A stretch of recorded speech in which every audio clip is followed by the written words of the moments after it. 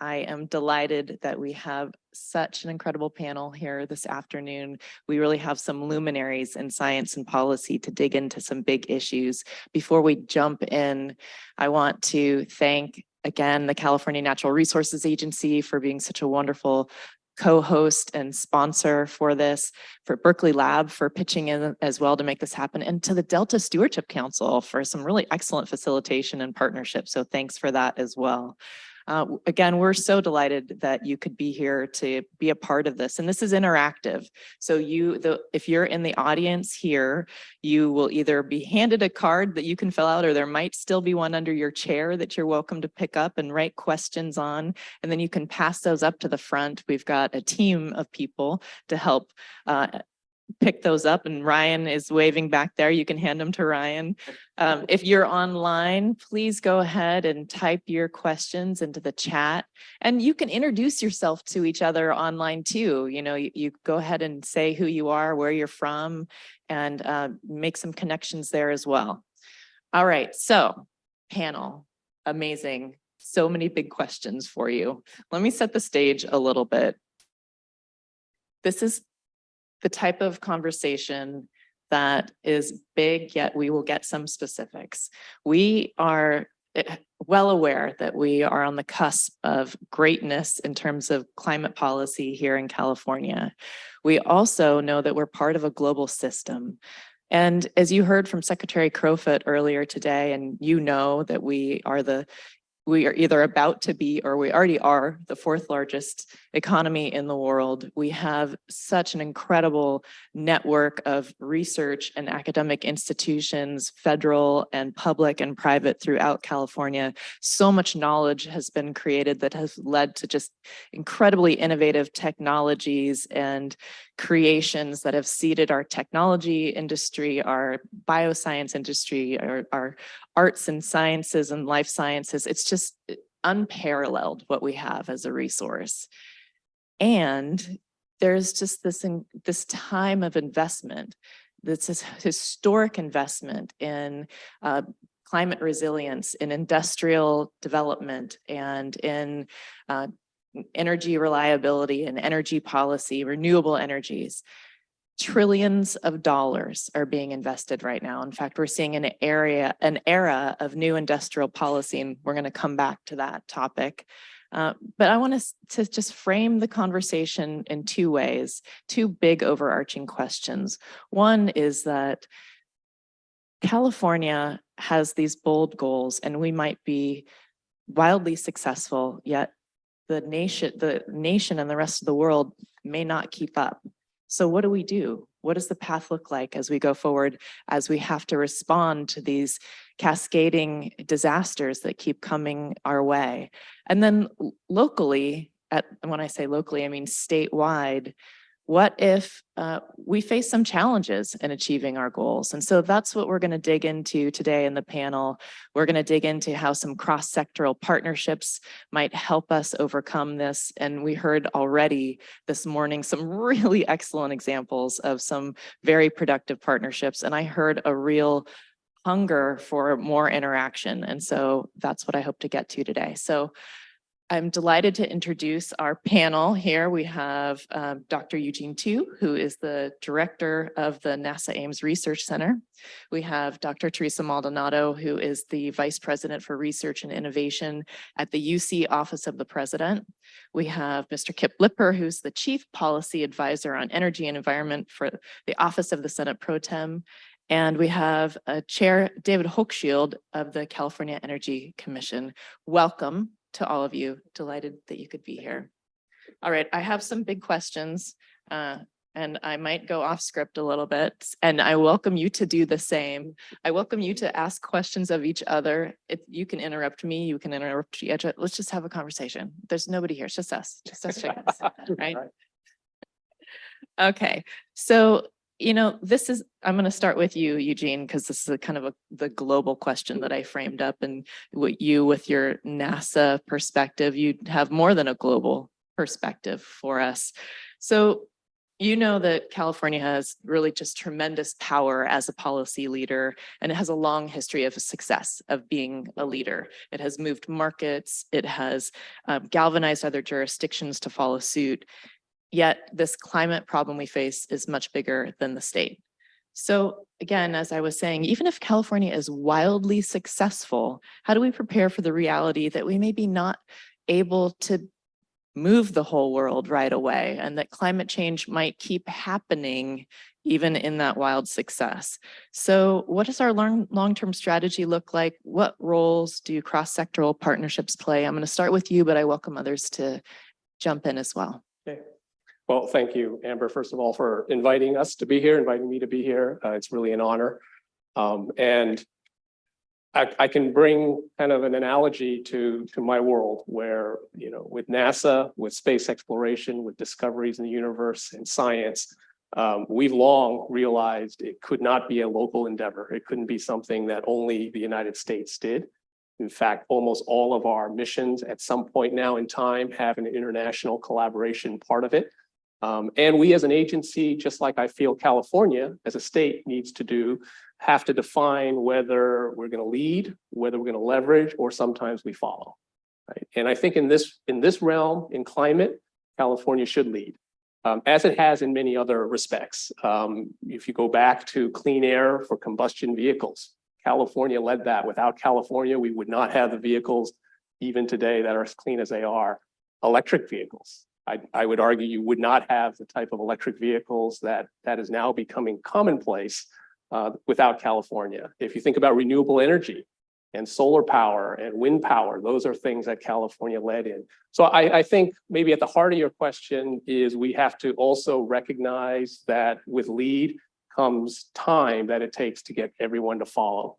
And so it's been decades since we started the clean air for combustion vehicle activities, right? And it's going to take that kind of time. So we may need to set expectations. We certainly do what we can for our state and our people, but we need to set expectations for ourselves that it is going to take time as we lead for others to come along. But I think they will. Again, with the economic drivers that you just mentioned, with California being the fourth largest economy in the world, we have an opportunity to use that economic engine and lever to help bring that along, because we can create industries that don't exist today and make them marketable and make them something that the private sector will eventually want to invest in. I love that. Lead, leverage, or follow. So a lot of leading from California and leading in a space where we, again, are faced with these disasters. Now, would you like to? I'd like to add to that. Some of you know I'm fairly new to California, and in my brief time here, I mean, even when I didn't live here, California, innovation is the DNA of the state. And if you're in California for many years, sometimes it's hard to get out of the bubble and see what the state really is. But we know we have just rich assets in its universities, in industry, Silicon Valley, the LA area, et cetera, all around the state government and its creativity. The whole nation has looked to California over the years, and we have an opportunity now, and I'm excited to be here, to really think about how we work differently and realign our assets and really set the example for the country and really globally. Anything you'd like to add? Well, thank you for the opportunity to be here. This is quite a distinguished panel. I really like being in the Aerocern and pavilion at the John F. Kennedy Airport. Looks great. That's a little joke, you guys. Sorry. I thought both preceding speakers really hit the nail on the head. California is a crucible for public policy, where I work in the legislature and with the governor and the leadership he's shown. But it's also an example to the rest of the country on how the private sector can excel and how the nonprofit sector can excel, and as well as academia. And we are really fortunate to have it all here. And I just think that we're going to continue to lead the world. Part of it is you don't lead, you know, we can adopt very stringent standards and say they're the most stringent in the world. I think a lot of times it's how we get to those standards. It's the innovation that was mentioned that really is the key, because if we can do it, then other governments, other states, the US government can get there ultimately too. So I think it's a leadership role, both an example, but also in showing the way to do it, to achieve the innovation. Yeah, I agree with that. So I think the right way to think about our state is to understand we're actually a giant incubator for the world. And so if you go back, for example, to a technology like solar power, actually the very first large scale solar installations in the world were here in this city, in Sacramento. And that goes for rooftop solar as well. And that was dismissed at the time as magical thinking, and now it's conventional wisdom. And solar power in the last 20 years has gone from the most expensive source of new electric generation in the world to the cheapest source of new electric generation in the world. And it wouldn't happen without California. We did the same thing for wind. Wind power was born here in California, Altamont Pass. And the same thing for electric vehicles, same thing for energy efficiency, the same thing for energy storage. And that's really what we do is we scale it. And, you know, remember in 2015, we surpassed Brazil to be the 7th largest economy in the world. Then we passed France. 2018, we passed the UK. This year, we're going to pass Germany to be the 4th largest economy in the world. So people pay attention. And when you look at a policy like 100% clean energy, which by the way, let's give Kip Lipper a round of applause. That wouldn't have happened without his leadership. But you know, even in that debate, that was dismissed as an impossible thing. And now it's law in 21 states, and the president set it as the national goal. And so we play an incredibly important role. I think we're functionally a country, and we're a postcard from the future. And that's the way change really happens. I mean, every new technology that we now have, from cell phones to refrigerators to TVs, you know, was always born first in some smaller market before spreading. And that's the way we should think about climate solutions. I love that. Yes, so much leadership. And we still have to figure out how that, because the rest of the world may not keep up, we have to think about how we as a state, a massive state, deal with these disasters that keep rolling in, and we're going to get to that. And now, Kip, I have a question for you to start, though definitely, David, I'd love to hear your take and everybody's take on this. So this is getting back to kind of this national movement that we're seeing, this resurgence of industrial policy. So there's trillions of dollars being invested now in the landscape so that we can hopefully have more manufacturing in the United States, hopefully have more supply chain reliability and energy reliability, and hopefully develop the workforce of the future.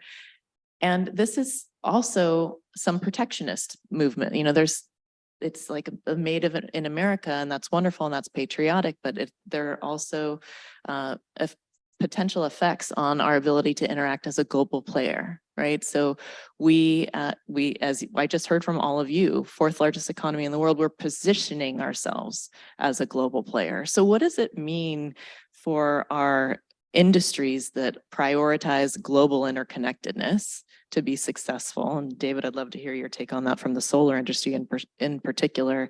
And how does this affect how California has positioned itself as a global player when we're seeing a real focus on being a little bit insular? Kip, you want to start off? It's a great question. You know, it's interesting to me that a lot of the states that, you know, in my world, people refer to as red states are also the states that are leading on renewable energy, investing in wind, like Texas, investing in solar, you know, and some of the purple states are doing that.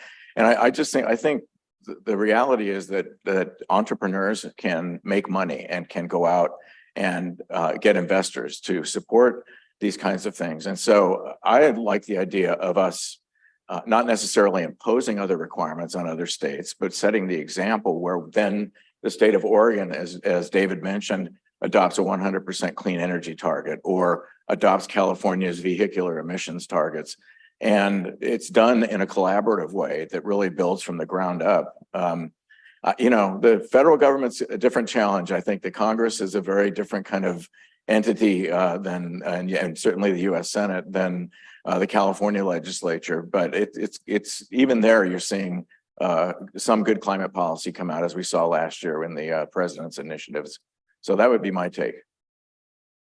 Yeah, so how do we keep our global focus when we have pressure from the federal government and trillions of dollars to keep us focused internally? Well, so one thing I think is really important is to make use of the resources we have here in California. When I would just share one really exciting thing we're focused on at the Energy Commission, which is this vision of Lithium Valley.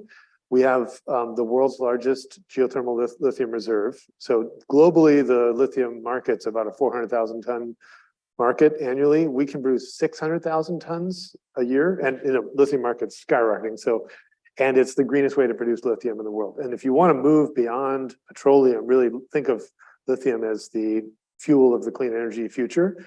Most lithium comes today from just 4 countries: Chile and Argentina, where it's these massive evaporation ponds, and Australia and China, where it's hard rock mining. You impact to make 20,000 tons of lithium, 30,000 acres if you do it in South America, 3,000 acres if you do it in Australia and China, and 30 acres if you do it in California. And so it's a very light footprint process. And we have about $20 billion of private sector capital lined up to scale that. I was in Salton Sea, Lithium Valley region 2 weeks ago, got to hold bottles of lithium produced here in California. And that's one of the things as we build out this clean energy economy to make use of the resources we have here. We're always going to be interconnected to some degree with the rest of the world, but we'd like to green the processes, and we're lucky, we're sort of geographically fortunate to have them. And that also goes, by the way, for offshore wind, where we just signed the first lease sale on the West Coast of the United States to do 25 gigawatts of offshore wind. And that's a resource. So got to scale what we have. I think one aspect of your question goes back to your first question, which is this is fundamentally a global challenge. And so when I think you have fundamentally a global challenge, you need to look for global solutions. And that also means you need to involve the global community in order to get to those solutions, because it's not going to work. We're not going to get to the goals we want if we try to do everything within our state or even within our nation and just say we're going to all keep it internal, right? It's just not going to work. And if you think about other markets and other challenges that were inherently global, that's the approach that we have to take, I believe. I'd like to add a couple of things to your comments. You mentioned energy transition, and to go from fossil fuels to renewable is not a flip of a switch. And so we need to have a serious discussion about how we do transition in energy and how long it takes, the reality of it, and how we need to anticipate the type of workforce we're going to need. Some of you may know I'm involved with a statewide hydrogen hub that's under development, and we can talk more about that in a minute. But we're very keen on the workforce development aspects of it. Freshmen today are preparing for jobs that don't exist when they graduate. And so professors have to be on top of that issue as well. Also, I'd like to introduce the topic of innovation in the innovation space, incubators, but the question is who is participating in this space?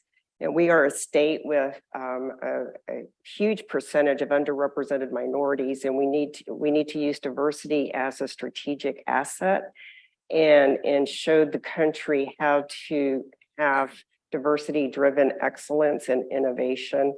And my office is actually working on that right now, and perhaps we can touch on that later. I love that. Thank you for spotlighting that important issue. And now I'm going to flip it around. So we were just talking about how California just knocks it out of the park in the global landscape. And I'm just going to flip it around to we're in California facing the realities of what it means to achieve these these really ambitious climate goals. And we're doing so with tremendous assets and the fact that we're all really busy. Right? You all have institutions where you barely can keep up. You are, your partnerships are those that are already in place. It's difficult to forge new paths, create new conversations, yet we're at a time, right? So we're facing these repeated flood, fire, drought, flood, fire, drought, and the cycle just continues. So how do we think about the institutions that we have in place that have existing constraints, that have existing incentives that keep us traveling down these paths? Yet, as you already just described, these are global issues that we need to rethink new solutions to. So how do we break free of our silos? How do we think more cross-sectoral? How do we think more transdisciplinary? How are you thinking about the types of partnerships and things that you can do in your own institutions for us to break free and tackle this all hands issue? You know, I'm always reminded that the Chinese word, the script for the word crisis, is the script for two other words put together, danger and opportunity.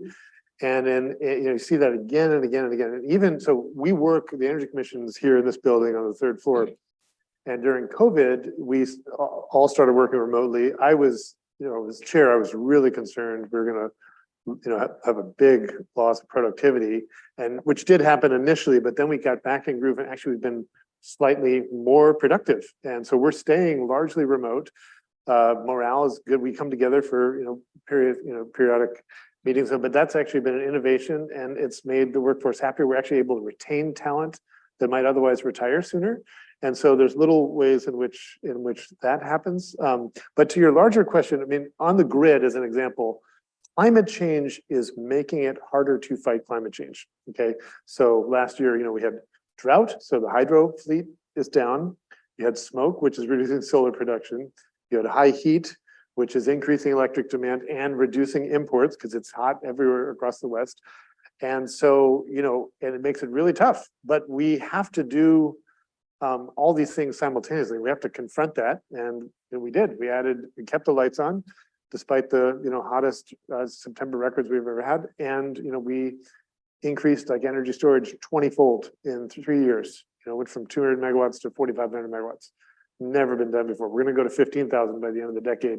And so I do feel like the state is stepping up to the challenge. And collectively, one thing I really been feeling is like, we have to celebrate victories, even the little victories more, because you need that, you know, to get through. And it's, you know, we're in a period of just many, many crises kind of condensed in a short. And so, you know, I think we all need to celebrate each other's wins and support each other when we have the victories we do. Thank you. I love that. Yeah. Theresa?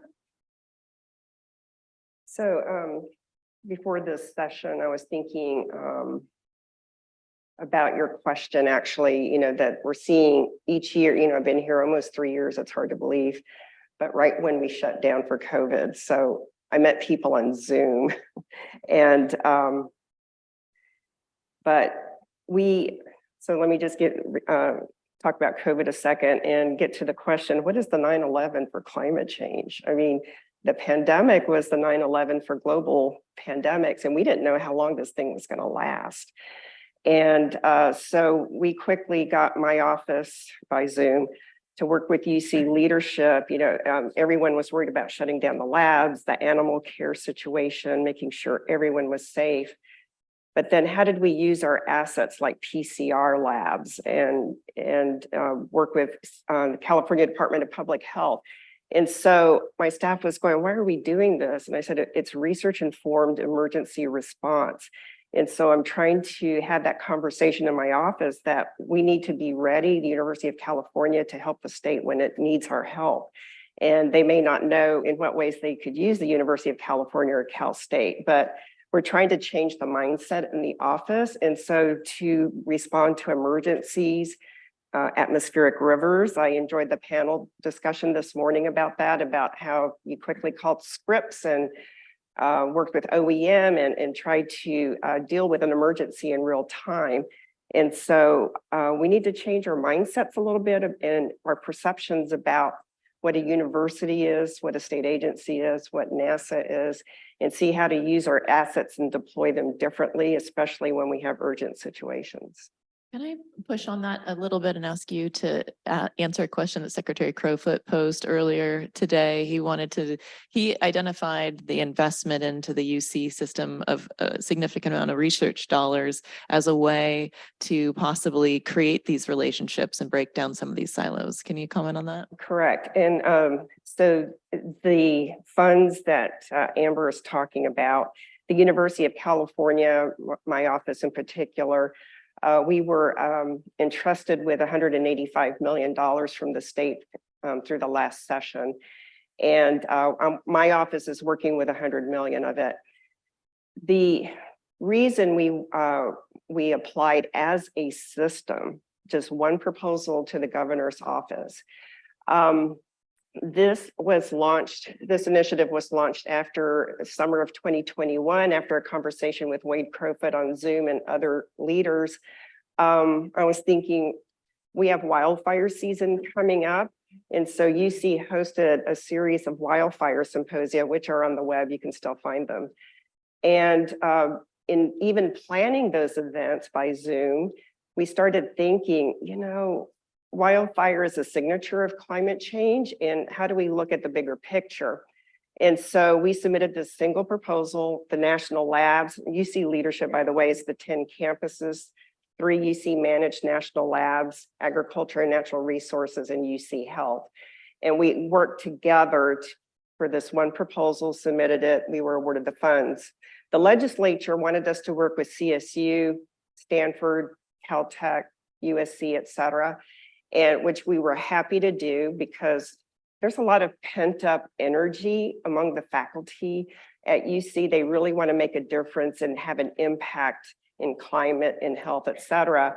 But how do you do that within our incentive structures? So long story short, we developed a competition, peer-reviewed, rigorous peer-reviewed. We're in the middle of it right now.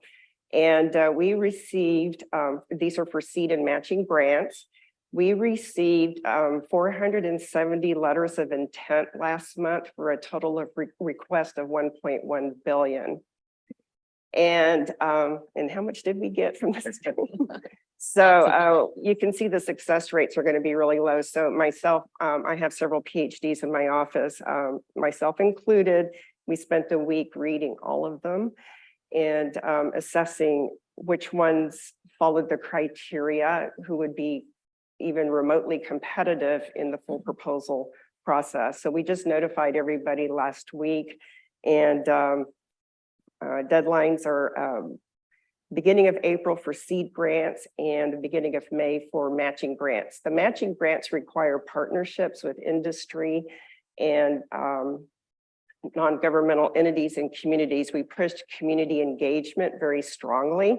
And in fact, if you go to the request for proposals in the appendix, we actually, I got a group of faculty with expertise in community engagement research, and together we drafted an appendix to guide the faculty on how to engage with communities. And so that's the competition that's ongoing right now. We're about, the faculty have to articulate impact to the state to be successful. Eugene, go ahead. I was thinking one aspect, which I think Theresa just mentioned, is a prime example of, but going to your question about how to address challenges we haven't seen before and how to make an immediate impact. One of the things that I can pull from our lessons learned within our agency is you really have to seek out new and different partners than you've traditionally worked with. And so if you look at what NASA is doing now with low Earth orbit commercial space companies, but also eventually to the moon and eventually to Mars, we really are seeking partnerships with industry and people that we haven't engaged before, including beyond the traditional aerospace companies in our examples. And I think that's the fastest way you can find new solutions. And it also speaks to what was mentioned earlier about diversity and how important that is, because when you're trying to tackle something that hasn't been done before, you need new ideas, you need new approaches, and that comes from the diversity of thought. It comes from the diversity of people and experiences and background. Yeah, and when you put dollars behind that, that's where you can really pull people together. And so I love that both of you are working on funding that focuses on that prioritizes engagement, creating these new partnerships and highlighting the importance of diversity for tackling these challenges. And this is to you again, but the two of you. So I wanted to incorporate artificial intelligence into our conversation. I mean, we are the California Council on Science and Technology. We didn't want to let that technology, the T in our name, be silent. And I wanted a little help with this panel because I was thinking, what questions am I going to ask these incredibly talented people? So I went to ChatGPT. I did. I literally did. And I typed in What should I ask my panelists for the following panel? And then I pasted in the panel description that you all received in your materials. This is literally what ChatGPT wrote. And I'm going to read a couple together because they all kind of fit together. So bear with me. I did not edit these. Can you discuss a specific example of successful partnership between a national lab and a state of California? How can these partnerships be further strengthened to effectively address the current and future climate impacts facing California? And how can these partnerships ensure that communities most vulnerable to the impacts of climate change are at the forefront of these efforts? ChatGPT, you are hired. You want me to start? Please go Can I ahead, use Eugene, and then ChatGPT to get the answer. Yeah, great question. It's a great question. So you may have to read the second and third one again, but let me hit the first one first, and and then Theresa, jump in. Yeah. So I think, first of all, I think there's a huge opportunity here. California has, I would say, a wealth of national labs. There are 3 NASA centers, the only state that has more than one. There's 10 NASA centers around the country. There are 3 in California. There are 4 Department of Energy labs, also the most, I think, of any state. If I just go with our agency, NASA alone, we spend about $4.5 billion in the state of California, which is twice any other state in the union. Also, if you look at the topic at hand specifically, NASA's budget annually is about $8 billion for science, just the science portion of it, and about a quarter of that, $2 billion a year, is spent on earth science. It may not be known, for example, that over 130 or so operating missions and spacecraft that NASA has today, about a third of them are earth science missions, earth observing missions. And then particularly at my center, at Ames Research Center, we run the airborne earth science program too. So not just using space, but also aviation assets to study what's happening on this planet. So I think there's a tremendous opportunity for California and the regional concerns, not just in California, Western United States, and broader, to take advantage of the national labs here. I know within NASA and our agency, and I assume it's similar within the Department of Energy, we've actually been asked to step up our understanding of and how we could impact regionally what's happening to our country and to our planet.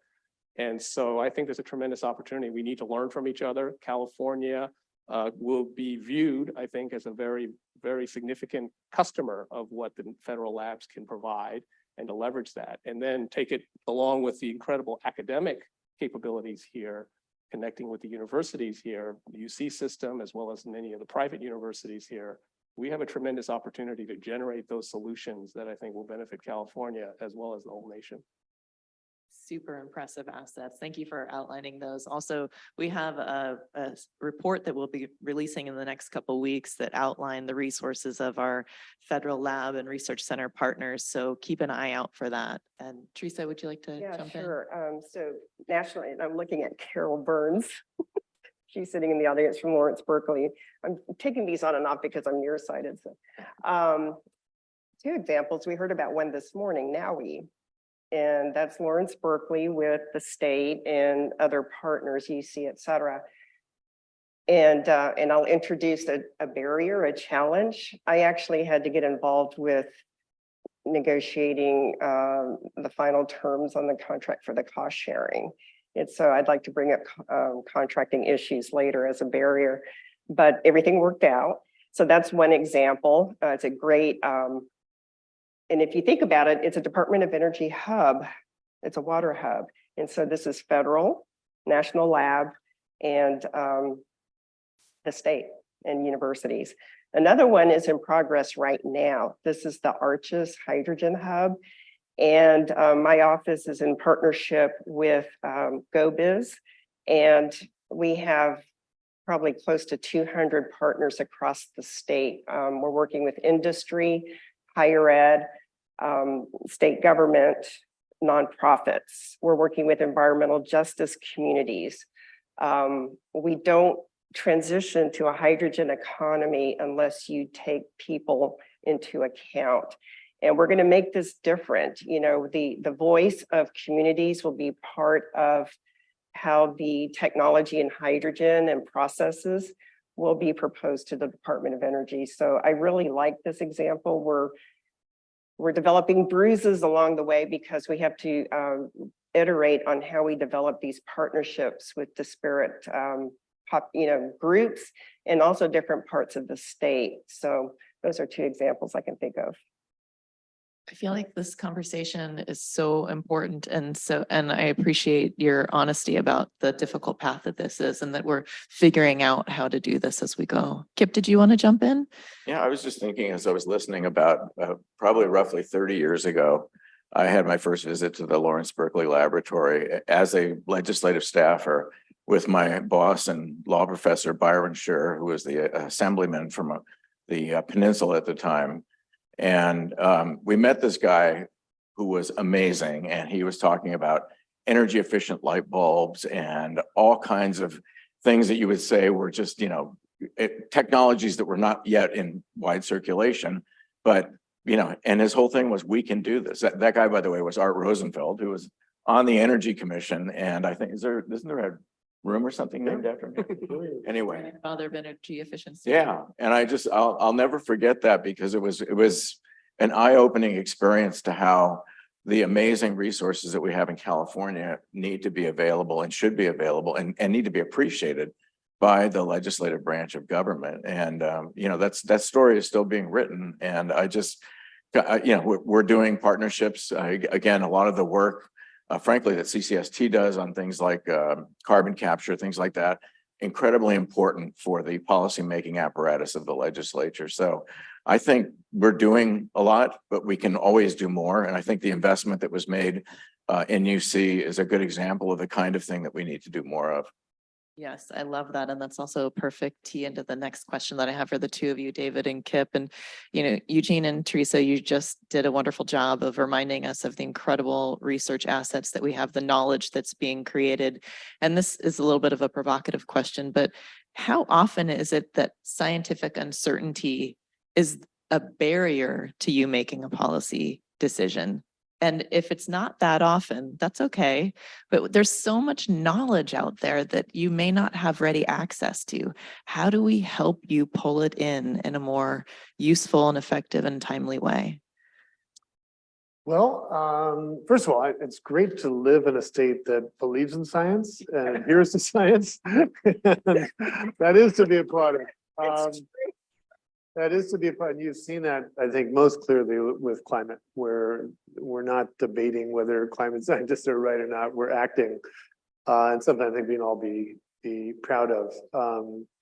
I think one of the things I would like to see done better is maybe the public messaging around scientific findings. So, for example, if you look at these unprecedented storms, floods, hurricanes, that are happening at levels we've never seen before, I still don't think in most of the United States that those are always understood for the climate events that they are.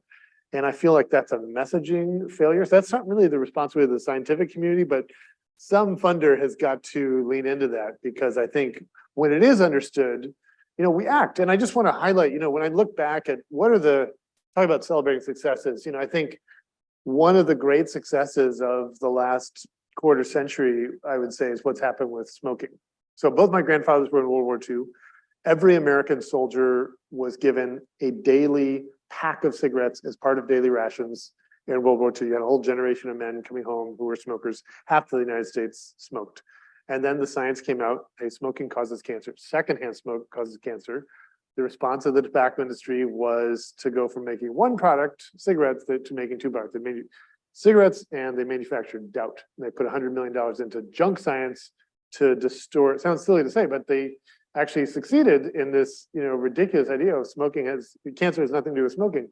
And that delayed policy for a while. But once the public understanding of that came to be solid, it led to this whole cascade of policies, banning smoking in bars and restaurants and airplanes and warning labels and all those things.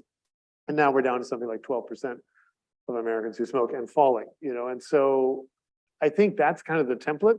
And I think what's needed is really the continued focus on messaging to accompany the science. Kip, how would you pull more science in? Do you feel like you have access to resources inside the legislature as well as beyond? I want to echo what David said about, first of all, the great blessing we have with appointees like him and people like on this panel who are bringing science into the policy arena and the political arena. And let's face it, science can get political.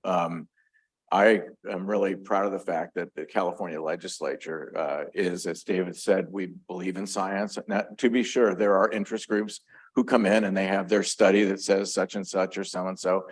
We rely on the UC. We rely on these people up here and others to sort of tell us, and CCST, I might say, to tell us what makes sense, because there actually was one rocket scientist in the assembly, Bill Quirk, who just got appointed to the Air Resources Board. But most members of the legislature and their staffs are generalists, or they're not scientists.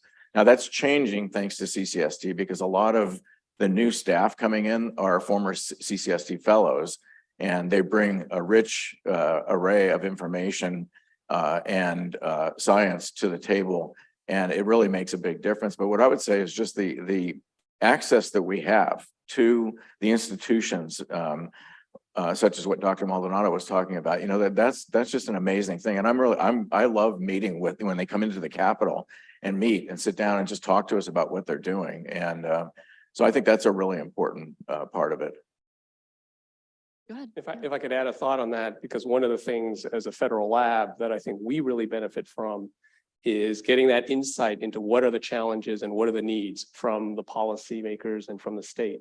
So I'll give you a very current example, which is wildfires, right? And so one of the things we realized within NASA and within our center, with our work in earth sciences, particularly at Ames, in airborne earth science, as well as our work in aviation, we could bring those two things together, because we realized, after having discussions with the Natural Resources Agency here and CAL FIRE, of course, that there was a need. There was a need to understand, how are we going to fly potentially at night in order to tackle wildfires? How are we going to combine our airborne capabilities and our earth science capabilities? How are we going to create new models that are better at understanding what's going to happen with the wildfires? And so for us as a lab to understand where the needs are and where the science input could be provided to help inform decision makers, that's a key part of the collaboration and partnership that I think will help us advance some of the future solutions.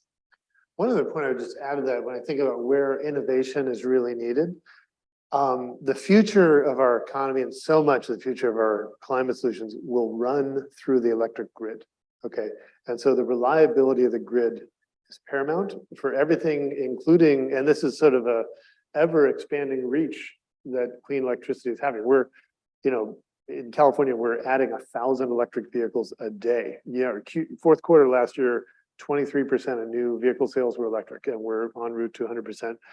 We're electrifying buildings, rails, all the rest. But the vision of having everything that connects to the grid be a good citizen of the grid and be intelligent about managing demand is essential. And we can do a lot better than that, and we have to do a lot better than that to support reliability. But that's, I think, one of the greatest areas of future innovation and need is just supporting grid reliability.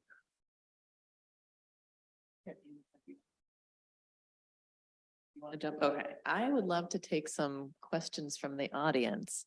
And again, if you're online, please go ahead and write a question into the chat, and our team here will be able to funnel them to us. Although we don't have a ton of time, so I know we won't be able to get to all of them, but we want them anyway, because we want to know what's on your mind and we want to know how to connect with you.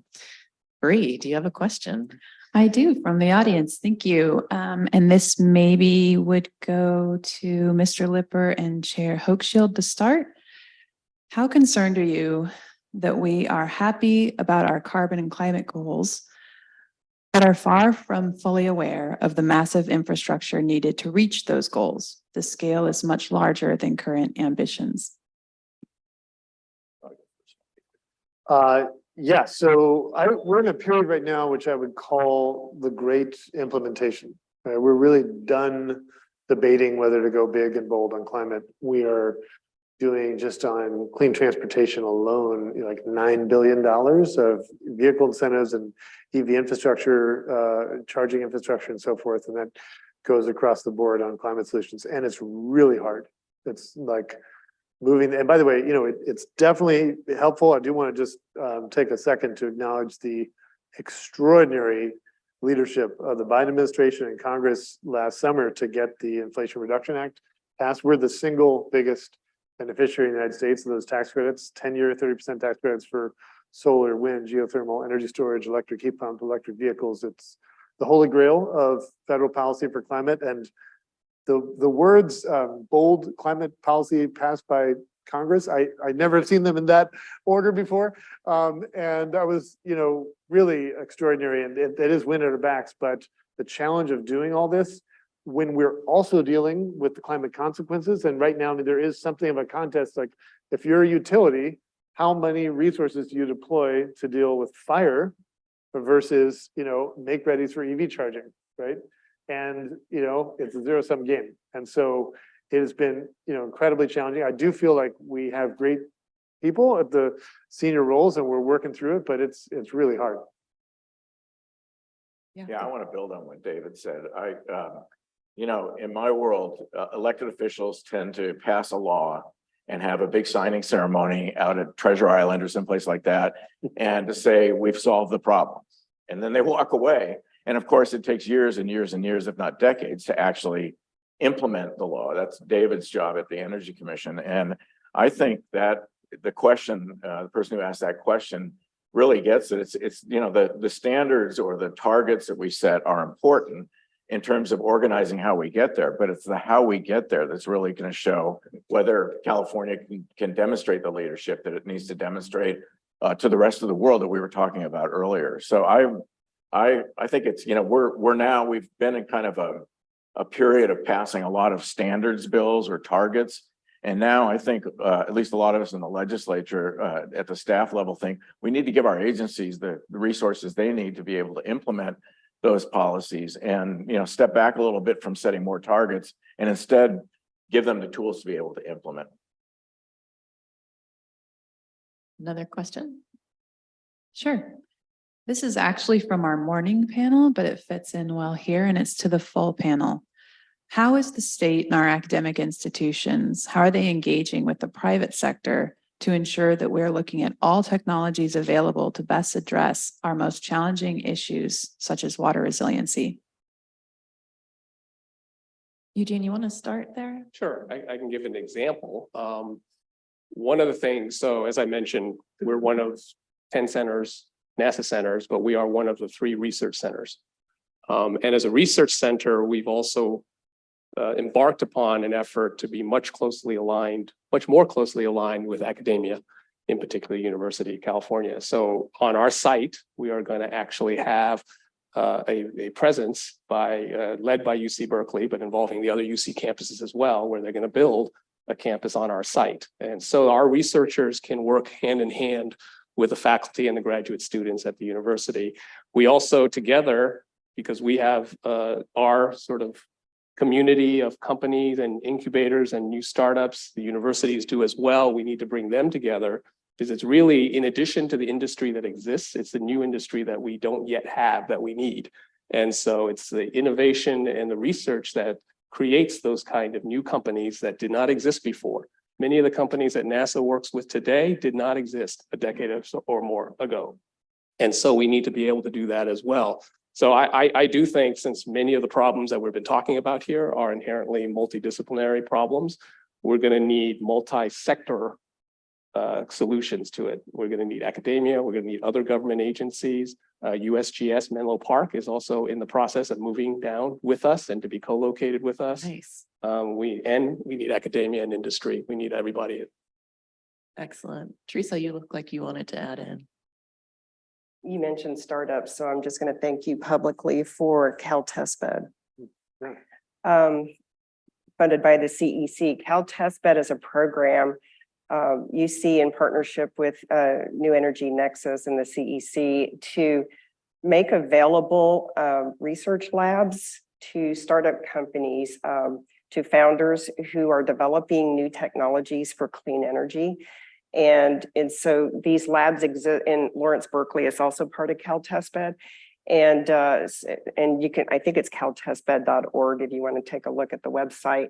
It's a really fabulous model that I'd like to see scaled and into other areas. And I think I heard the Department of Energy is looking at this model as well.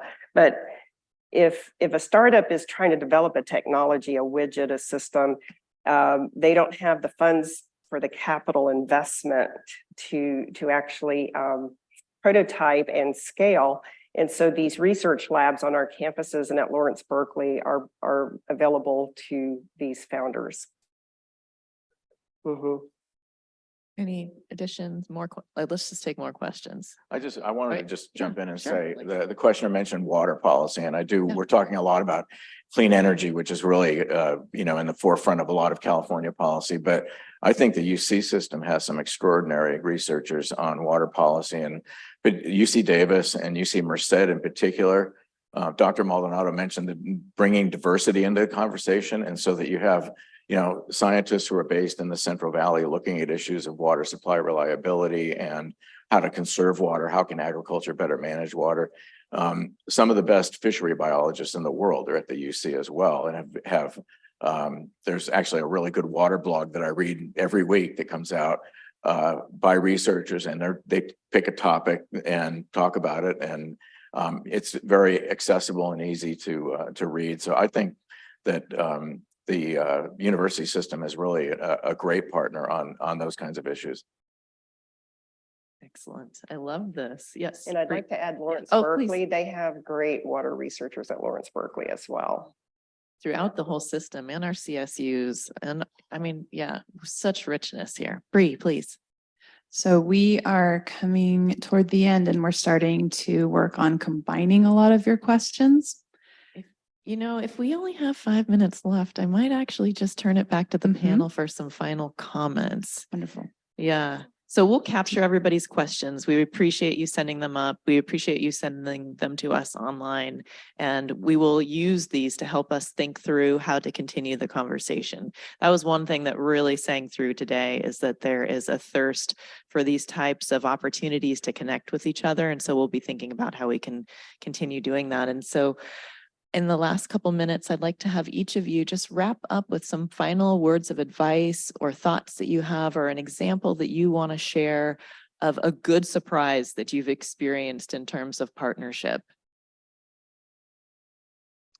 Theresa wants to lead. Go for it. I want to bring up something because I think it's important anyway, and I don't lose it. We don't talk enough about systems thinking. And so we're talking about water technologies or hydrogen or this or that. The climate discussion can get siloed as well. And we really need to take a look at systems thinking and how do we do that effectively? And, so that's a challenge for us. The atmospheric rivers impacted the, reservoirs that impacted, impacts policy and impacts health. And so how do we step back and look at these wicked problems from a systems level? So it's a challenge for us. I guess I'd go back to just to finish up my original theme, which was I hope we find a way to improve and increase the collaboration between the state and its challenges and the richness of federal laboratories that we have in the state. For NASA, in addition to our missions that are more national and global in terms of space exploration or origins of the universe or origins of life, we also have a charter to make benefits to society and to make sure what we do benefits and does benefit society and our community. And the areas of climate and earth science and energy, sustainability, those things are very, very well aligned, I think, with both the NASA labs as well as the DOE labs, and something that I feel we can take a lot more advantage of. Yep. Well, Amber, I want to start by thanking you and thanking CCST for setting this panel up and for this conference today, because Thank ChatGPT. That was good. That's right. That was the answer. And I also just want to thank the people that are here, that are paying attention to these issues, because they're absolutely critical to how we get to where we need to get to. And so I'm an optimist by nature, and I feel like with folks like the folks on this panel and the institutions that we have in California, David's enormously amazing work at the Energy Commission and the investments they're making. We're going to get there. We're going to make it happen. And it's a partnership. We may be from different institutions, but we're all Californians, and we all want to see the success of the state and the country and the world in addressing climate change and clean energy. So I just want to say thanks again. Thank you, Kip. Well, one thing, just one observation I wanted to make is that in my career in clean energy, it's amazing how many leaders in innovation in California came up through the UC system. And just to realize where we'd be without that is staggering. So let's keep going. I do want to hit one theme we haven't hit today, which is around equity. As we're going big and going bold on clean energy solutions, I think the other core part of the strategy is to really lift up the communities that have been hit hardest with pollution in California. One of the things I'm proudest of, we've been focusing on at the Energy Commission, is tribal energy microgrids to support tribal energy sovereignty. We have 150 tribes in California. We just funded our 8th tribal energy microgrid, and they're helping support the grid as a whole. And during those heat events, those microgrids are dispatching back to the electric and keeping the lights on. So I think that core strategy, and I see it as well, with the labs and with the UC system, really making sure we're lifting everybody up. And I think that is not just important for California. I think it's a model for the country. So anyway, thank you for a great discussion today. Yeah, thank you to all of you. There's just a huge investment that you have made in you delivering your expertise and everything you do throughout your work, but also bringing that here today. I'm so grateful to have this conversation. I heard so many important messages. I loved that Chair Hochschild wrapped up with recognizing how important it is that we lift up the communities that bear the biggest burden, and that there's so much demand for science, and so that we know that these solutions will be science informed. Thank you, Kip, for making sure that there's just a constant demand, a pull for science into the policy process. You've just been such a huge supporter. I loved that we also heard how important it is to make sure that diversity from all aspects is considered, because we have to have a diversity of perspective and everything to tackle these big challenges, and we have to have systems thinking to do it, and that we need to either lead, leverage, or follow. We're doing a lot of leading here, and I really appreciate Eugene, that you brought so much visibility to the assets that California has that we sometimes forget because we're so busy. So we need to figure out the durable pathways that we can carve for that translation, that shifting and movement of knowledge back and forth. And that comes with connecting with each other. So that's what's next.